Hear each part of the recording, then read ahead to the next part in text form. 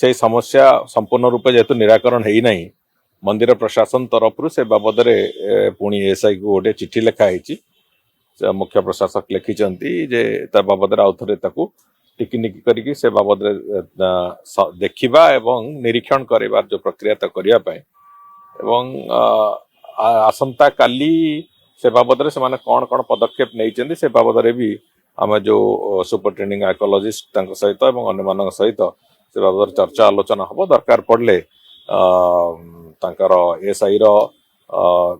दिल्ली रे थिबा senior officer मान सहित भी से बाबद चर्चा आलोचना हम मेघनाथ पाचेरी रे जोड़ी जोड़े क्रैक थिला से माने आइडेंटिफाई करी गुड़े मरामती कर देइथिले तथापि जदि कोटी कोटी समस्या अच्छी से थे निरीक्षण कर सारा रिपोर्ट आसला निश्चित भाव में संपूर्ण रूपे जमी तार मरामती